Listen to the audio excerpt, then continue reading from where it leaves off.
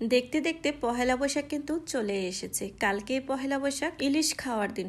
বলা যায় এই দিনটাকে ইলিশ দিবস বলে মন্দ হয় না। সে যাই হোক, আপনারা তো ইলিশ ভাজা, ইলিশ পোলাও, সরিষা ইলিশ, ইলিশ মাছের দু পেঁয়াজা অনেক কিছুই খেয়েছেন। আমার আজকের এই সিম্পল রেসিপিটা একবার হলেও বাসায় ট্রাই করে দেখবেন, খেতে কিন্তু মন্দ না। তো চলেন যাওয়া যাক রেসিপিতে। প্রথমে নিয়ে নিলাম 1 কাপ পেঁয়াজ কুচি। এই রান্নাটাতে পেঁয়াজ কুচি একটু বেশি পরিমাণেই দিতে হবে। তারপরে দিয়ে দিলাম কিছু কাঁচামরিচ। কাঁচামরিচগুলো আমি মাঝখান থেকে কেটে নিয়েছি, আপনারা চাইলে আস্তেও দিতে পারেন। তারপর দিয়ে দিলাম পরিমাণ মতো হলুদ, মরিচ আর ধনিয়া ফাঁকি। পরিমাণ মতো লবণও কিন্তু দিয়েছি। তারপর দিয়ে দিব পরিমাণ মতো তেল। সবকিছু দেওয়া হয়ে গেলে এবার পালা ভালো করে পেঁয়াজটাকে চটকে মেখে নিতে হবে।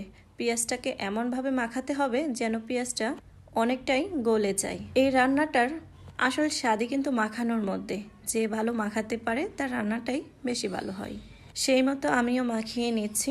একটা কথা বলি, আমার পরিবারে আমি এবং আপনাদের ভাইয়া সাথে আমার মেয়ে তিনজনই কিন্তু ইলিশ মাছ খুব বেশি পছন্দ করি।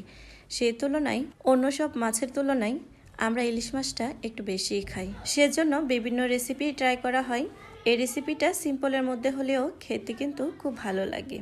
আমাদের পরিবারের মানুষ যেহেতু কম, সেজন্য মাছও কিন্তু কম নিয়েছি। আবার বলবেন না কিপটামি করছি। এই রান্নাটা দেখছেন, এটা আমরা একবেলা খাবো, কারণ আপনাদের ভাইয়া একবেলার তরকারি আরেক বেলা দিলে খেতে চায় না। সেজন্য আমি চেষ্টা করি প্রতিবারই অল্প পরিমাণে নতুন নতুন রান্না করে দিতে। এই তো দেখুন, আমি কিন্তু মাছটা মাখাতে মাখাতে কারেন্ট চলে গিয়েছিল, তারপর আবার চলে আসলো। যাই হোক, এখন কিন্তু মাছটা দিয়ে ভালো করে মাখিয়ে নিচ্ছি। প্রথমেই তো বললাম যে মাছটা মাখানোর মধ্যে সব থেকে বেশি টেস্ট। যত ভালো মাখানো হবে মাছটার স্বাদ তত বেশি হবে। এখন দিয়ে দিব পরিমাণ মতো পানি। আপনাদের কার কাছে কোনটা খেতে বেশি ভালো লাগে, ইলিশ মাছ ভাজা নাকি সরিষা ইলিশ? অবশ্যই কিন্তু কমেন্টে জানাবেন। আমার কাছে ইলিশ মাছ তো যেভাবেই রান্না করি খেতে খুব ভালো লাগে, আর এভাবে যদি মশলা কম দিয়ে তেল কম দিয়ে রান্না করি সেটা খেতে আরও বেশি ভালো লাগে। অন্য সব মাছের মধ্যে মশলাটা একটু বেশি দিলেও ইলিশ মাছের মধ্যে মশলাটা কম দিতে হয়, না হলে ইলিশ মাছের যে অ্যাকচুয়াল ফ্লেভারটা থাকে ওইটা কিন্তু পাওয়া যায় না। এই তো আমি কিন্তু এখন চুলায় বসিয়ে দিলাম। এটা কিন্তু বেশি একটা নাড়াচাড়া করা যাবে না, এভাবেই হালকা আছে রান্না করে নিতে হবে। এই যে দেখুন, আমি কিন্তু ঢাকনাটা খুলে আবার একটু চেক করে নিলাম।